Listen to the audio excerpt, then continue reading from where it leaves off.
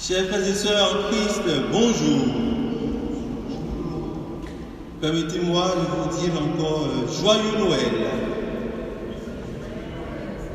Mais votre réponse ne sent pas. On ne sent pas dans la réponse la joie de Noël. Joyeux Noël.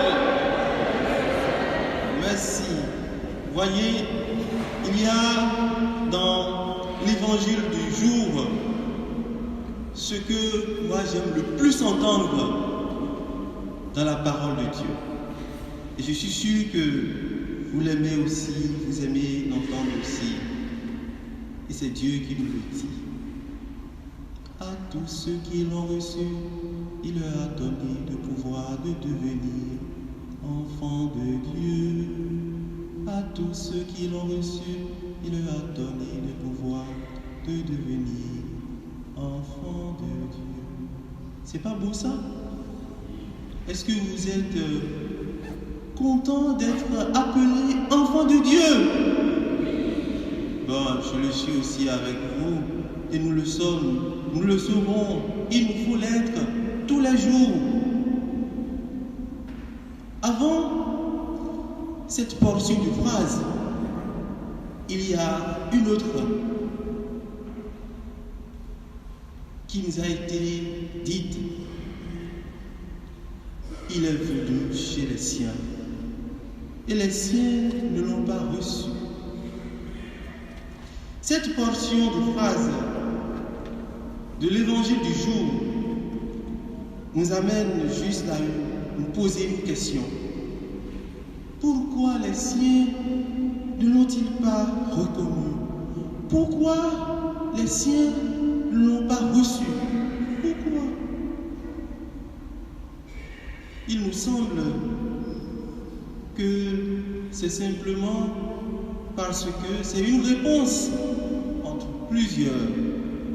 Il nous semble que c'est simplement parce que Dieu les a pris au dépourvu. Ils ne s'y attendaient pas.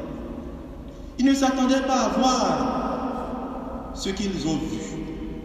Dieu, un Dieu qui manifeste sa puissance d'amour à travers la vulnérabilité d'un enfant.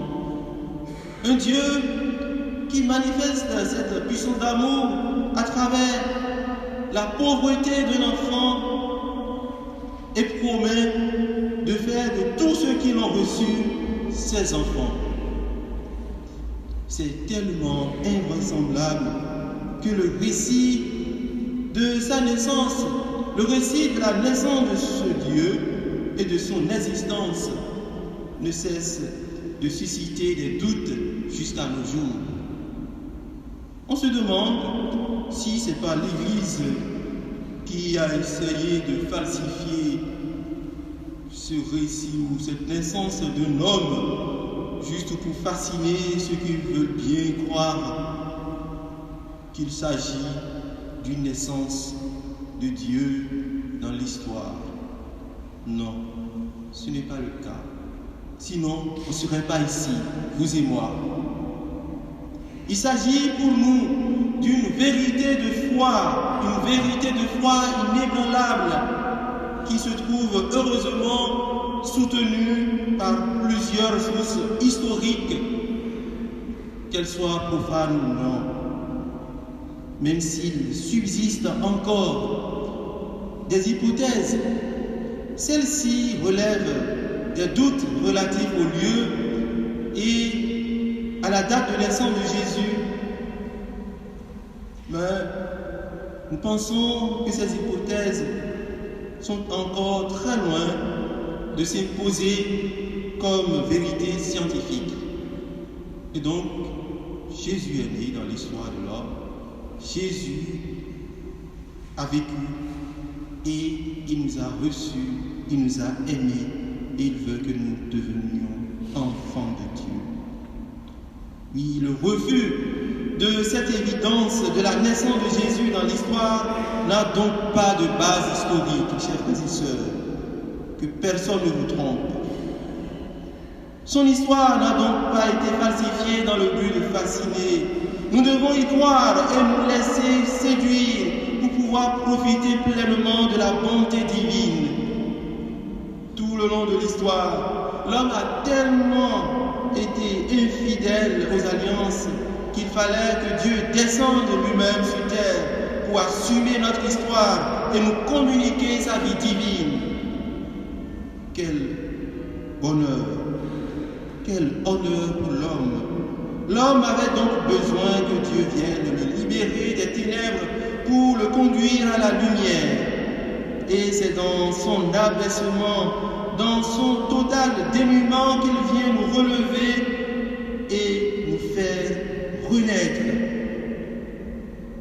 La révélation de sa puissance d'amour se fait dans une telle humilité, dans une telle discrétion que Monseigneur Aupetit dira le dimanche dernier, je n'étais pas à Paris, il dira que Noël est la fête de la vulnérabilité. Il justifie ses propos par le fait qu'un enfant est très fragile et qu'il suffit de le négliger un peu pour qu'il meure. Et c'est cet enfant qui nous dit qu'il est Dieu. Dieu, en Jésus, s'est donc rendu dépendant de l'homme à travers Marie et Joseph. Ils ont humblement cueilli l'imprévu de Dieu pour que se réalise son projet de salut. Ainsi, il est venu, ce Dieu, il est venu chez les siens, mais les siens ne l'ont pas accepté. Dieu aurait pu faire tirer Je reviens sur les propos de Monseigneur Aupetit qui disait que Dieu aurait pu faire tirer une centaine de coups de canon au plus à la naissance de Jésus, que les siens n'allaient pas le rejeter, comme ce fut le cas pour les rois qui naissaient. Mais à tous ceux qui l'ont reçu, il a donné de pouvoir devenir enfants de Dieu. Dieu s'est fait pauvre et petit parce qu'il est fou d'amour pour l'homme. Il nous montre à quel point les situations de vulnérabilité sont des lieux de manifestation d'un amour sincère et vrai. Quand tout va bien pour vous, on vous applaudit. Mais après, voyez ce que Dieu nous fait. Il nous surprend.